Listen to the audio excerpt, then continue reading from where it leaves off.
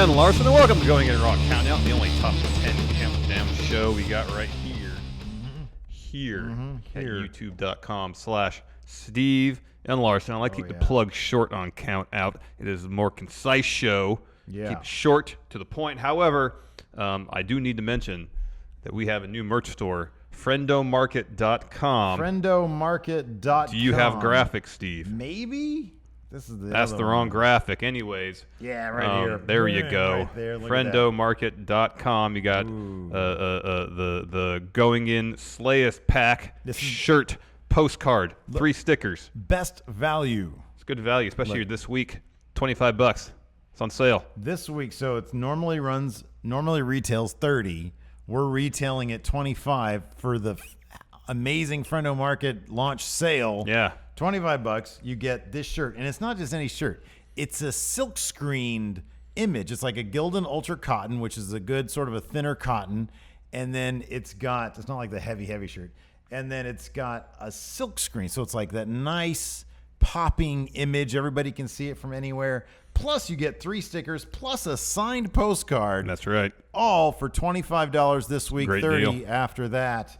It is the best. I mean, I'll be honest, $30 I still feel like is a great deal. $25 even better. I mean, it's a steal. Basically. We're losing money off this. That's totally not true. Yeah, I would not do this if we were losing money. Nor would Anyways, I. check it out, friendomarket.com. It's a lot of fun. Of course, we're also on Pro Wrestling Tees. We're also on Patreon. Yes. We're at all those places still. Of course, every Going In Raw podcast can be found wherever fine podcasts are available, including CastBox. Got a fantastic partnership with CastBox. Please do check it out. Now let's get to what this episode is actually about. Free agent signing. So LeBron James, he made his decision 2018. Yeah. He didn't do a televised thing this year. Instead, no, he was cool about it. Yeah, mellow. Has he even has he released a statement? No, just the Today's one statement. Tuesday. Yeah. And this goes up on Saturday, so there could be a statement released subsequently. But however, I think just his management or his agents, Clutch Sports, issued that initial statement saying LeBron James signed the Lakers. Yeah. Not a huge surprise. Right. I mean, that's what everyone's saying for a better part of a year. Yeah. Probably the bigger surprise is Boogie Cousins going to the Warriors. Anyways, we're talking about basketball right now.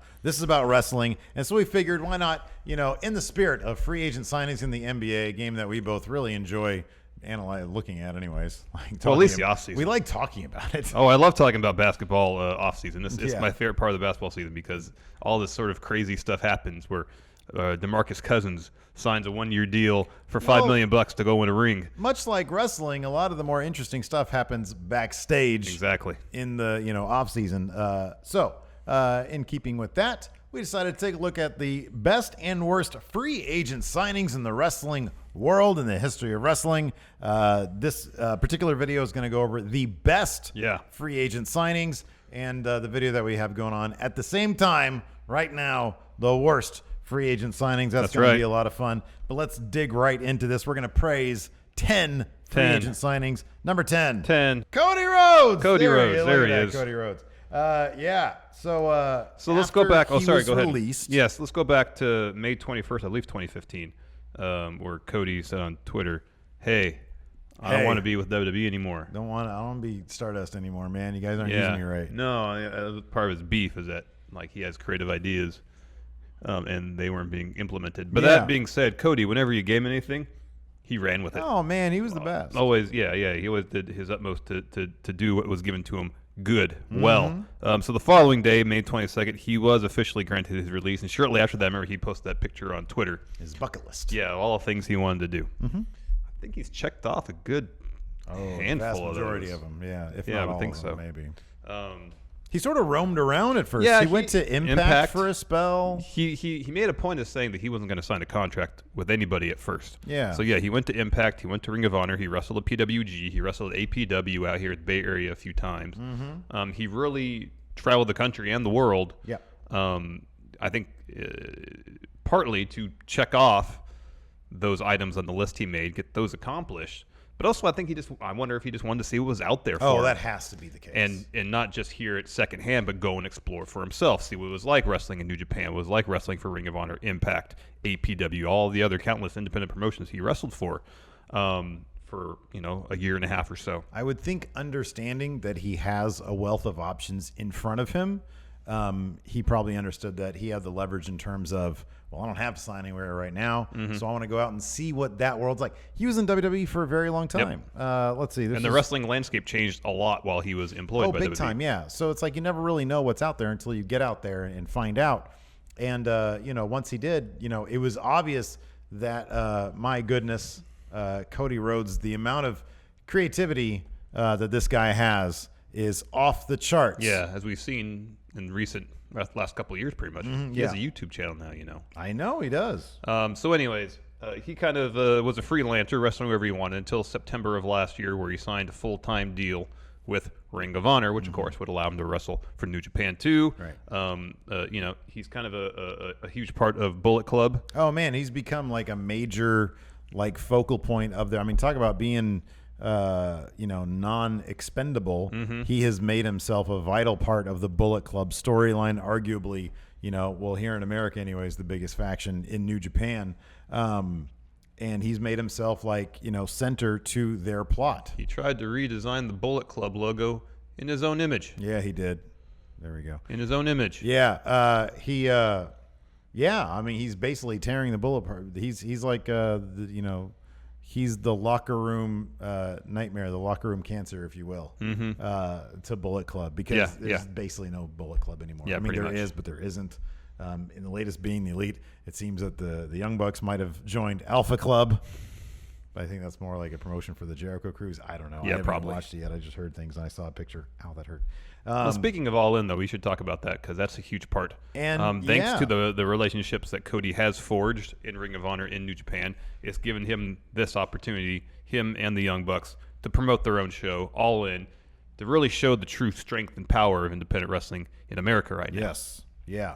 And, 39 seconds or 39 minutes? Yeah. 39 minutes. 10,000 seats. 10,000 seats. Pretty incredible. Wowie wow. We're going to be there. It's going to be fantastic. Yeah, looking forward to it. Absolutely.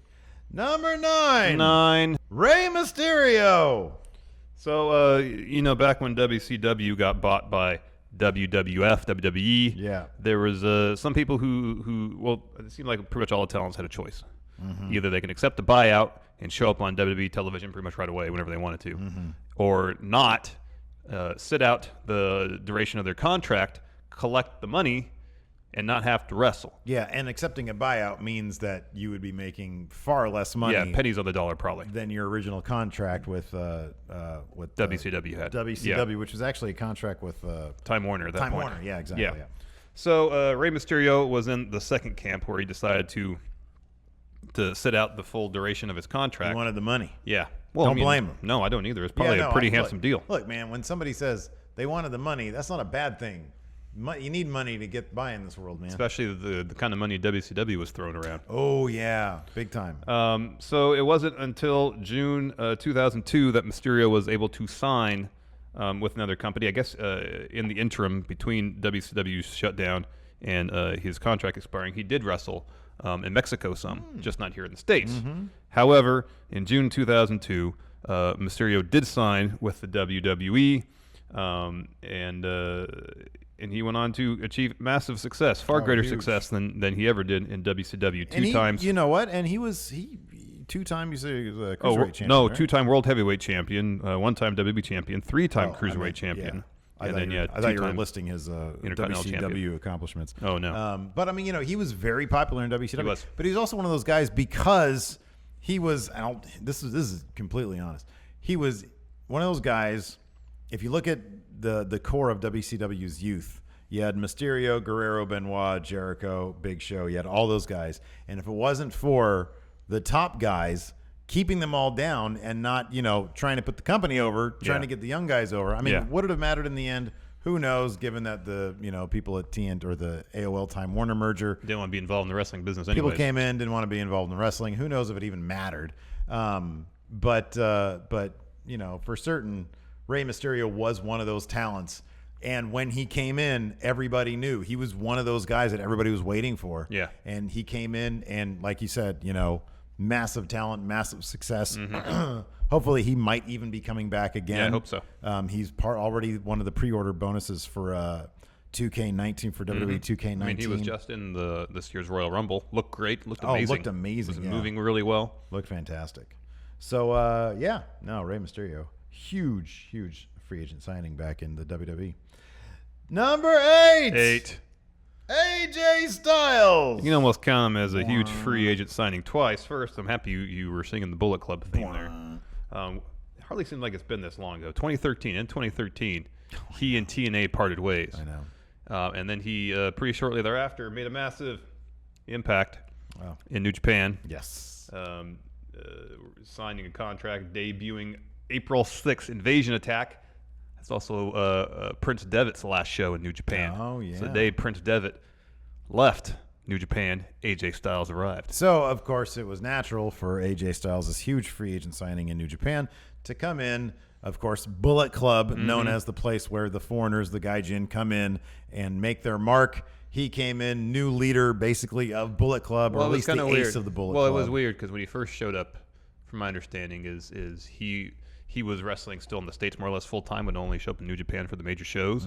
So day to day, Carl Anderson, leader of Bullet Club in Japan, whereas I guess AJ had that title in the States. Oh, yeah. Until eventually when AJ, I guess, started wrestling more in New Japan, he assumed more of a leadership role there as well. And one of the more interesting things, or one of the things that we've always said, we get asked the question a lot, who would you like to see go from WWE to New Japan? We always say Seth Rollins, kind of because when you see AJ Styles, and granted, in TNA, he was fantastic. Yeah. You know, he was part of that amazing triple threat match in 2005 with Christopher Daniels, Samoa Joe, X Division match.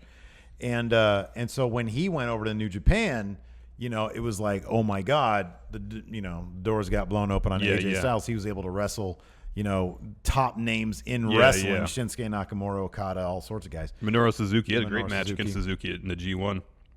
I want to say it must have been 2014, maybe 2015. It was fantastic. And so it was like, oh my God, I would love to see what Seth Rollins could do. You know, the same kind of thing. When somebody's given full range of creative freedom, what they can do could be possibly amazing. With AJ Styles, that's what everybody saw. So then, of course, he was highly sought after by the WWE. Yeah. And in fact... like pretty much right after, it seems like, his match at Wrestle Kingdom 10 against Shinsuke Nakamura. He gave his notice to New Japan. Next day, New Year's Dash, kicked out of Bullet Club, replaced his leader by Kenny Omega, and then he showed up on television at the Royal Rumble. Yeah. And, of course, he's made a massive impact in WWE ever since. Two-time WWE champion, two-time U.S. champion.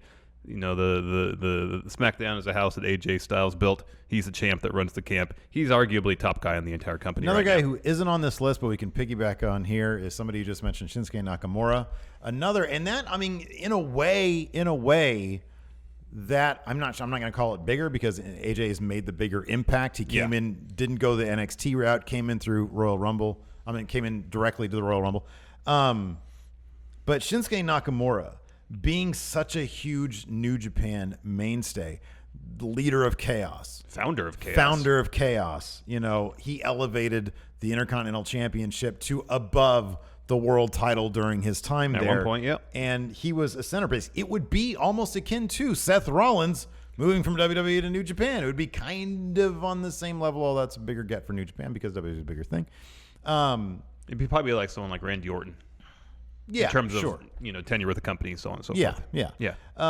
And so he came into NXT, and you know it was the Shinsuke Nakamura era essentially for NXT because he was there for a very long time, and now he just got out of a program with AJ Styles. His contract is coming up. They're probably going to give him a run with the U.S. title coming up soon, and he'll probably circle back around to the WWE title at some point. He's been doing great heel work. Yeah, he's been doing really, really good work, and you know his work in NXT can't be ignored. But another huge, it was big news. I was not, neither was really watching New Japan at the time. But when it was announced that WWE had kind of staged a mini raid on New Japan, AJ and Nakamura in the club, and pretty big deal. Moving on, number 7, Eddie Guerrero. So he was always one of my favorites to watch in WCW. Oh yeah, absolutely. Gosh, he was great. He was fantastic. Again, huge young talent that was just kept down by the. But consistently put on some of the best matches. Consistently doing great character stuff. His stuff with Chavo and WCW was awesome. It was great.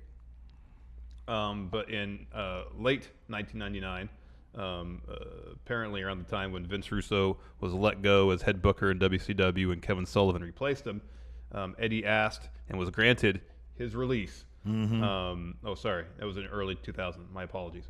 And he, Chris Benoit, Dean Malenko, and Perry Saturn all signed with the WWF and debuted shortly thereafter, the end of January 2000. And again, it's a similar situation as Ray, where the talent was there, both in ring, on the mic, all around. They're all around talents, but they just weren't given the opportunities they probably deserved in WCW. They went to WWF and they were. Yeah. Suddenly there was opportunities and they took advantage. Yep. Eddie was super over. Oh man, he was hugely over. So yeah, they came in as the Radicals, but that really didn't last too long. Eddie Guerrero, he was too charismatic. He was too huge. So he and it eventually broke out. Had amazing feuds with Rey Mysterio. Yep. Brock Lesnar. JBL. Yeah, he was one of the SmackDown 6, they called him. Yep. And you have it listed here. One-time WWE champ, 4-time tag champ, U.S. champ, European champ. He had some great stuff with China. Oh, yeah. And 2-time Intercontinental champion. So, yeah, just absolutely amazing. And, of course, died way before his time. Oh, what a tragedy. Moving on, number 6. Kurt Angle. So, I don't know if you heard, but he won a gold medal with a broken freaking neck. Yeah, I heard that. Back in 1996. And shortly after that, apparently Shane Douglas, the franchise VCW and fellow Pittsburgh native, invited Kurt Angle to check out an ECW show to see if Kurt Angle might be interested in getting involved in the pro wrestling business. Yeah, once he saw that show, he was not. Well, he wasn't interested in ECW at least. Yeah. That was the wrong show to check out. Yeah, I know. Where Raven crucified Sandman. Oh, yeah. And he said, Heyman, no, I'll sue you if this ever makes television. If you ever show me on ECW, I will sue you. But what's interesting is that also, I think around the same time, he was offered like a massive deal by WWF, like a 10-year deal. Yeah. But he wasn't into pro wrestling. And apparently during negotiations, he told Vince, I don't want to lose a match. He didn't really understand That's not how pro wrestling works. Pro wrestling worked. Yeah. But that's an interesting negotiating ploy. It really is, yeah. I mean, I don't want to lose. So anyways, that didn't happen in 1996. Fast forward a couple years later, WWE's offer is off the table. It's like reading a script like a superhero movie and being like, okay, the second act here where I get beat up by the villain, I don't want to do that. I know.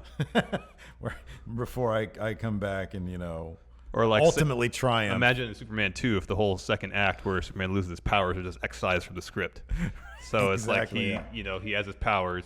He faces off against Zod, the Fortress of Solitude, and just smashes his hand. Yeah. There's no drama in that scene unless there's the loss of powers. Yeah, in he between. never could have lost that. Oh, because didn't he lose sort of the opening salvo in New York? Yeah, he would have had to have won that. Beat Zod in Act 1, beat Zod in Act 2, and then beat Zod in Act. Yeah, there'd be no drama in that whatsoever. That's what it's. It'd just be squash match. Anyways, I really am curious if that actually happened and if Vince McMahon, what his reaction would have been. Oh, I know. That'd have been something else. So anyways, a couple years later, the initial offer was withdrawn from the table, and he had to have a tryout. Yeah. And after the tryout, he was offered a 5-year contract, I believe. Yeah, August '98. He trained under Dory Funk Jr. And then he trained there and wrestled in several developmental territories, I think for a better part of a year. Yeah. Before debuting at Survivor Series '99 in a match against Sean Stasiak, and since then become one of the absolute legends of the wrestling business. I think it was Triple H that said he's never seen anybody pick up pro wrestling as fast as Kurt Angle has. Yeah, and it's completely evident. I remember when he debuted, we were instantly like, oh man, this guy's amazing. First thing I ever bought from back then it was Shop Zone was the Kurt Angle shirt. Yeah. And like as soon as they came out, that first Kurt Angle shirt with the 3 eyes on back. And it felt totally natural for him to have won the world title as soon as he did, because it was like within 9 months or something like that. It was pretty quick. Crazy. Yeah, he had one of the all-time rookie seasons for rookie years in wrestling. So and yeah, of course he's back now as Raw general manager. Written as one of the worst general managers in the business, but I'm really glad he's back with the WWE. Same here. It's very cool. Number 5. Chris Jericho. Now, if we're talking just debuts, Jericho #1. You can look at any of his. Oh yeah, for sure. Jericho #1. Jericho #1. Jericho Ichiban. Yeah. But again, he's a guy that you can look at, not just. And here's the thing: when Jericho came to WWE, it was always obvious in WCW how special he was. Oh yeah. And it was always obvious how he was never going to make it there because, again, the top level right there, and we're going to talk about him in a minute. Yeah. Always held people down. Yeah.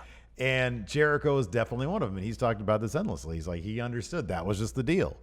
It's why Guerrero went. It's why Benoit. It's why Malenko. Jericho did it before those guys. He came over to WWE, and it's not like his presence shifted like ratings or anything. I mean, I'm sure a bunch of people followed him because we all loved him. We were like, oh man, he's home. He's where the way he should be. they booked his debut led to so much anticipation. And here was the crazy thing about it. This was probably back then, especially when you saw the debut go down.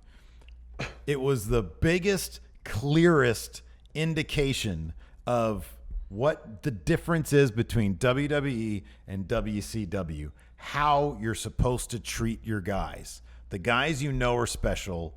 They go from one thing in WCW, the guy who's always entertaining but you know is never going to be there, to a guy who's instantly interrupting The Rock, matching him, beat for beat, going wit for wit with The Rock. And it's like, okay, well, granted, it took a little while for him to get into the world title scene to become a true main eventer, but they showed you immediately this is what this guy's ceiling is, and it's really, really high. Here's the other thing about Jericho signing with WWE, as well as something that we could have mentioned on here, and I guess we'll mention now.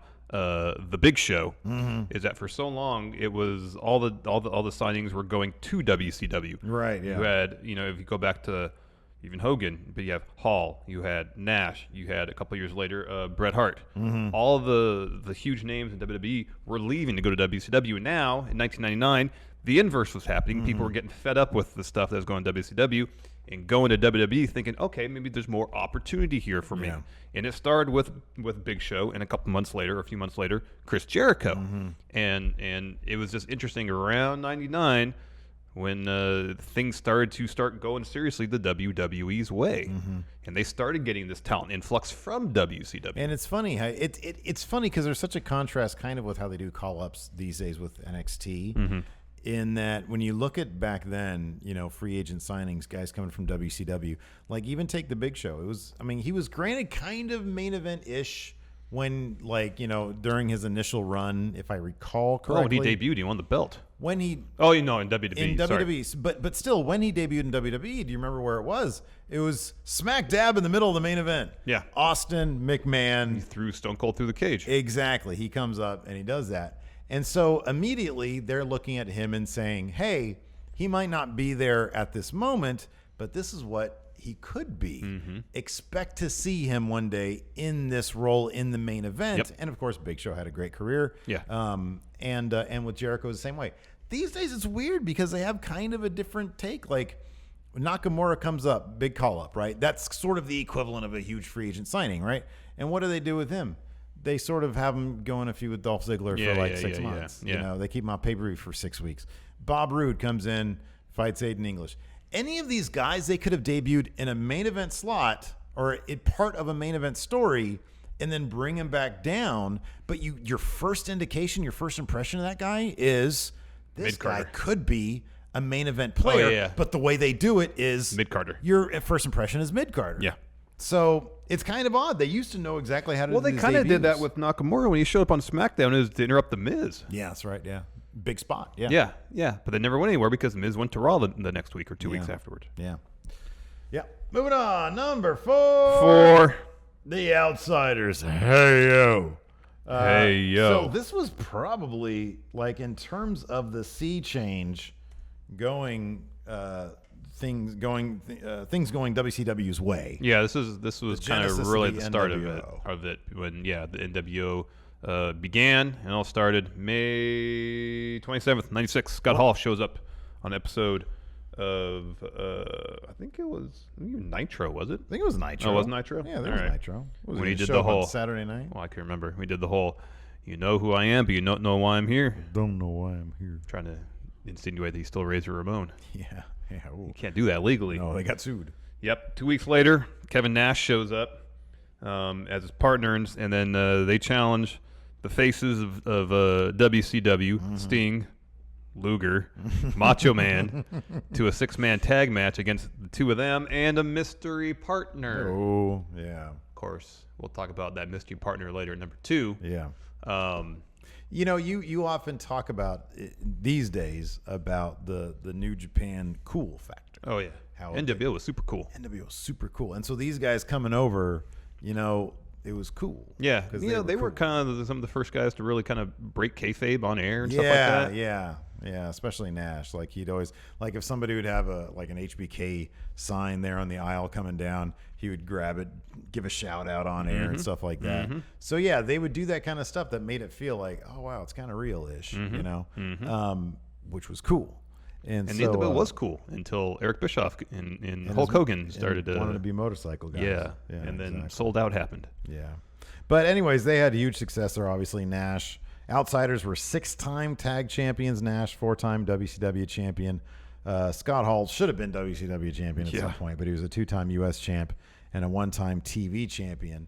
But more than anything, they really ushered in a new era for WCW with the birth of the NWO. Really kicked off the Monday Night War. WCW went up in the ratings for 86 weeks. Yeah, 84, 86, something like that. Yeah.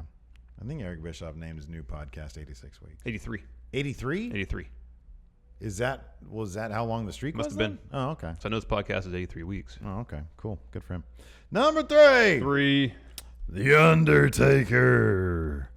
This is when he was signed. What did he came in? That's right. He was in WCW 1989 and 1990 as Mean Mark Callis and joined the Skyscrapers after. Yeah, he played Sid in the Skyscrapers, so it was Mean Mark Callis and Don Spivey. Sid is like the Forrest Gump of wrestling. He was everywhere. He was everywhere, man. I think Sid should just get in the Hall of Fame. Just going to hear his Hall of Fame speech and hear him recap all the zany things he's done in his career. So weird. Like the only I know. Like why? Yeah, so weird. So what's this about? What do you got here about the Bruce this is Pritchard? First I heard about. This must be something recently from something to wrestle with Bruce Pritchard. Sorry. It says here feelers had already been sent out to the WWF that month. This is from Wikipedia. So apparently WWF had already been sending out feelers to Mean Mark Callis while he was still in WCW. And I guess he had to wrestle a match with a dislocated hip, knowing that people from WWF was watching.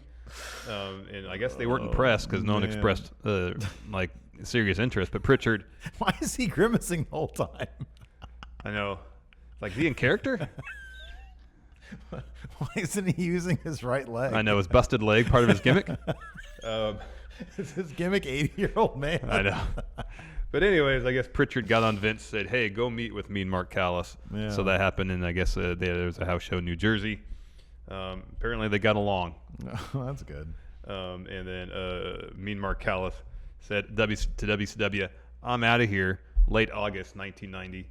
And then he made his WWF debut as Kane the Undertaker, episode of Superstars, November 19th. I don't know if that aired before or after, probably after Survivor Series, which was 3 days later, November 22nd, 1990. What more do we need to say about the legendary career of Dead Man himself, the Undertaker? It's fucking top notch. There's nothing else to say. Oh, man. Speaking of top notch, number 2. Hulk Hogan, brother. Oh, look at him in all his NWO glory right there, Larson. What a great picture.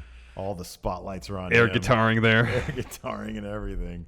Anyway, so Hulk Hogan, spoiler alert, is on both this list and the other list. Yeah. Because, look, man, here's the deal. He came to so he left WWE in June of 93. His last pay-per-view was King of the Ring in front of 15 people. Yeah, it was one of the worst ended pay-per-views in WWE history. He dropped the title there thanks to a flash paper, or no, exploding camera. Exploding camera, that's right. To Yokozuna, yeah. To Yokozuna, and I think he did did Thunder in Paradise after that. Thunder in Paradise. Yeah. But then it was only about, he did a brief stint in New Japan where he declared himself Ichiban. He said the WWF title was a stepping stone. No, he was holding the WWF championship while he said that. I think he just took his to New Japan when that went down. That's weird. Because I think that was 93 and it was after he left. That's weird. So yeah, he was saying this is just a stepping stone. So I think the idea was, I could be completely wrong about this, but I'm speculating that, maybe people didn't quite understand that he had actually left. And so he went to New Japan and he had that title. And he apparently, he had always denied that he had said that. But then the tape was released at some point. No, we watched that. He said it. It's totally on internet right now. Yeah, you can watch it yourself. He said it's a stepping stone. Anyways, in around, I think it was May, June of 1994, so about a year later, he landed in WCW. They had a parade at Disney World. They had a parade at Disney World, or was it just Universal? No, it was Disney World. Disney World, okay. They had a parade at Disney World to celebrate it, which was probably attended by 15 people. And they did, to their credit, it was kind of a big deal. It kind of, Hulk Hogan was still a name that was legitimizing wrestling, basically synonymous with professional wrestling. And WCW, basically the first thing they did was give us Hogan versus Flair, which everybody was like, I'm not sure at the time. We're not really entirely sure if that's really what people wanted at WrestleMania 8. But looking back, it seems odd that they didn't really do that. Mm-hmm. And so this was one of the things that said, hey, we're going to do this now. And so Hogan versus Flair, the two big, arguably the biggest name in WWF history, biggest name in NWA history, WCW history, going at it. Hogan wins the title. So immediately Hulk Hogan, who was WWF title champion a year earlier, is now WCW title. What a great way to sort of say, hey, we're on the map, We're on even playing field with WWF on a national level. And of course, this is ramping up, or this is around the time that steroid trial was going down, and things were not looking great for the WWF. So, you had in your main event, you had guys like Luger, Bret Hart, Yokozuna. Bret Hart's fine and everything, but Shawn Michaels, but they didn't really Diesel. have the proper star power of a crossover guy like Hulk Hogan. Yeah. So, it did give a feeling of legitimacy, but he also we'll talk about this on the other list more. He only cared about Hulk Hogan. Yeah, pretty much. It really helped Hulk Hogan's career. And of course, he was a centerpiece of the NWO, which helped jack the ratings way up for 83 to 86 weeks or something. 83 weeks, I guess. If Eric Bischoff's be believed. I guess. They beat the WWE, and yeah, so in that respect, this is a huge free agent signing for WCW. Arguably, if they never got Hogan, who knows if they ever would have competed with the WWE. Moving on to our number one, the biggest free agent signing in the history of professional wrestling, Steve Austin. Oh, of course, man. Number one, Steve Austin, you damn tenant bitch. Anyways, yeah, man. So back in it was 1995. 1995. He was hurt. And apparently even before that, they said, "Hey, you might get a big title run or some sort of title run." Yeah, he was United States champion. Yeah, he was U.S. champion a couple times. Yeah. But they said they were going to give him a run with Hogan. Yeah. Not necessarily he was going to carry the belt, but he was going to get a run with Hogan. Yeah. And Hogan said, "No, I don't. He's not at my level." Ugh. So Austin got fired via FedEx or phone call or something. Yeah. Went to ECW, dropped a bunch of shoot-style promos. Yep. Had a couple matches there, and then got signed as the ringmaster in late '95. Apparently, it was Kevin Nash and Jim Ross who was advocating on Stone Cold's behalf. Oh, interesting. To Vince McMahon. Yeah. And he debuted January 8th, 1996, and it was instantly awarded the $1 Million Championship by his manager Ted DiBiase. Yeah. Big useless belt. Yeah, it looks nice though. It looks good. But it wasn't. Sorry, go ahead. Oh. Yeah, okay. So anyways, it wasn't long. I think you were about to say he had a brief feud with Savio Vega. He changed his gimmick to Stone Cold Steve Austin, and history's made. King of the Ring 96, dropped his Austin 316. People started cluing in. Biggest draw in the history. This guy's money. Biggest draw in history. Absolutely. Did your tree move again? No, Lacey came home. Oh. So seeing if I could see when that happened. Seems fascinating. Oh, there she came home. Oh, there she is. Look at her. What are you doing out there, Lace? Anyways, that's the end of the episode. Yeah, that's the end of it. It's Steve Austin, of course. Oh, of course, yeah. Of course. Yeah. Anyways, that's it for show. Thanks so much for tuning in. Be sure to check out the other video. We've got the worst. Oh, and Friendomarket.com. Go there, buy the shirt Yes, or one of please. the prints. Everything signed by us. Till next time, we'll talk to you guys later. Bye.